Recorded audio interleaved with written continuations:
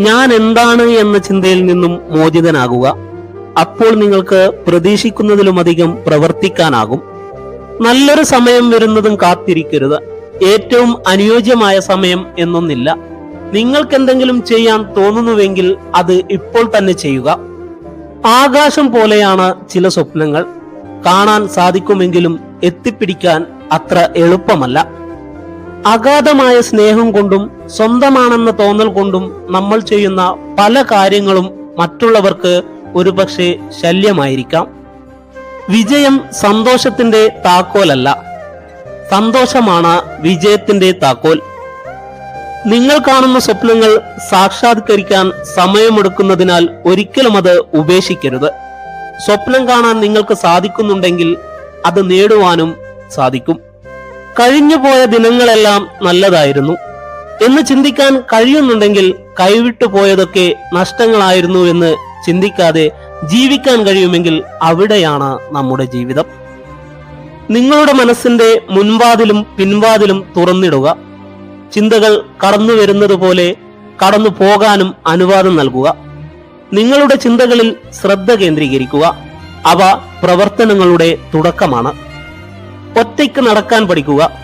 നിങ്ങളോടൊപ്പമുള്ളവർ നാളെ നിങ്ങളുടെ കൂടെ ഉണ്ടാകണമെന്നില്ല. തല താഴ്ത്തി നിൽക്കുക, എങ്കിൽ നിങ്ങൾ നേരെ നിൽക്കും. ശൂന്യമായിരിക്കുക, നിങ്ങൾക്ക് പൂർണ്ണത കൈവരും.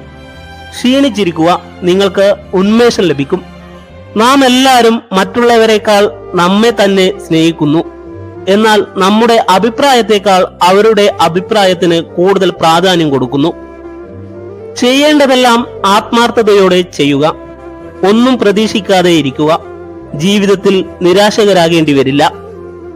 ലക്ഷ്യം വളരെ ഉയരത്തിലായതുകൊണ്ട് അതിൽ എത്തിപ്പെടാൻ സാധിക്കാത്തതല്ല. ലക്ഷ്യം ചെറുതായതുകൊണ്ട് നാം അതിൽ എത്തിപ്പെടുന്നു എന്നതാണ് ഏറ്റവും വലിയ ദുരന്തം. നിങ്ങളുടെ സമയത്തെ നിങ്ങൾ വിലമതിക്കുന്നില്ലെങ്കിൽ മറ്റുള്ളവരും വിലമതിക്കില്ല. സമയവും കഴിവുകളും മറ്റുള്ളവർക്ക് വേണ്ടി വിനിയോഗിക്കുന്നത് അവസാനിപ്പിക്കുക. നിങ്ങൾക്കറിയാവുന്ന കാര്യങ്ങളിൽ വില കൽപ്പിക്കുക. ആരുടെയെങ്കിലും കണ്ണിൽ നിന്നൊരു തുള്ളി കണ്ണുനീർ ഉതിരുവാൻ നിങ്ങൾ കാരണമായെങ്കിൽ ഓർക്കുക, കാലം അതിനേക്കാൾ ഇരട്ടി നൊമ്പരങ്ങൾ നിങ്ങൾക്കായി ബാക്കി വെച്ചിട്ടുണ്ടാകും. നിങ്ങളെ 2 തവണ നിരാശപ്പെടുത്തിയ സ്ത്രീകളെ ഒരിക്കലും വിശ്വസിക്കരുത്. കഠിന പ്രവർത്തനം എല്ലായ്പ്പോഴും സന്തോഷം നൽകില്ലായിരിക്കാം. എന്നാൽ പ്രവർത്തനമില്ലാതെ സന്തോഷമില്ല. ഒരവസ്ഥയും സ്ഥിരമല്ല.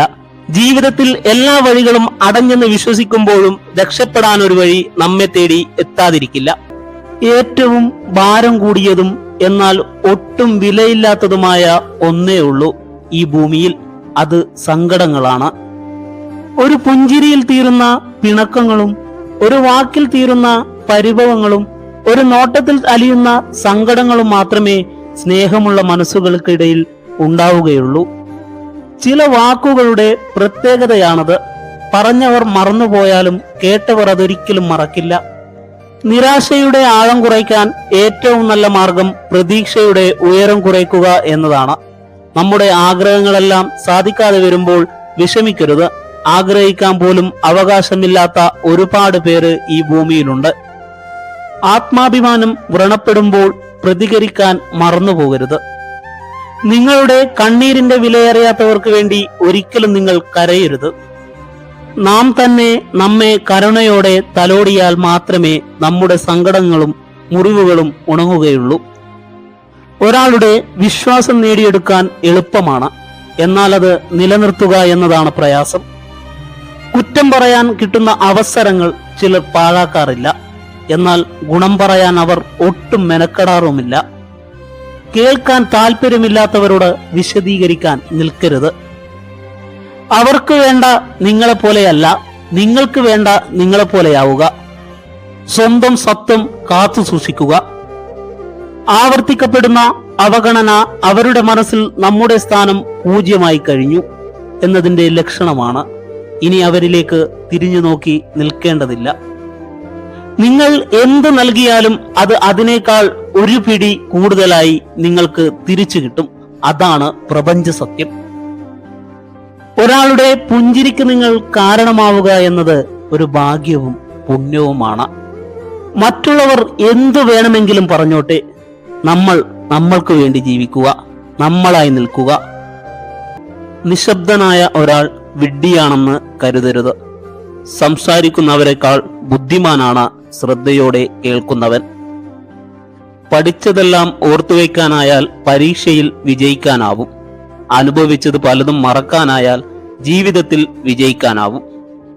മറ്റുള്ളവരോട് നമ്മൾ ക്ഷമിക്കുന്നു എന്നതിനർത്ഥം അവരാണ് ശരിയെന്നല്ല. നമ്മൾ അവരോട് നമുക്ക് വേണ്ടി ക്ഷമിക്കുന്നു എന്നാണ്. നമ്മൾ ക്ഷമാശീലരായാൽ ജീവിതം സുഖകരമായി മുന്നോട്ടു പോകാം. ഏറ്റവും പ്രയാസകരമായ അവസ്ഥയിലും നമ്മൾ എവിടേക്കാണ് പുറപ്പെട്ടത് എന്ന് വ്യക്തമായ ധാരണ മനസ്സിലുണ്ടെങ്കിൽ നമുക്ക് ലക്ഷ്യത്തിൽ എത്താം. പരാജയം ഒന്നിന്റെയും അവസാനമല്ല, അത് നമുക്കുള്ള പ്രചോദനമായി മാത്രം കരുതുക. നമുക്ക് സന്തോഷവും സമാധാനവും നൽകാത്ത മുഴുവൻ ചിന്തകളെയും മനസ്സിൽ നിന്ന് ഒഴിവാക്കിയില്ലെങ്കിൽ മനസ്സ് എപ്പോഴും അസ്വസ്ഥമായിരിക്കും. ആദ്യം മറക്കുന്നവരാണ് ഏറ്റവും സന്തോഷവാന്മാർ. ആദ്യം ക്ഷമിക്കുന്നവരാണ് ഏറ്റവും ശക്തർ. ആദ്യം ക്ഷമ ചോദിക്കുന്നവരാണ് ഏറ്റവും ധീരൻ.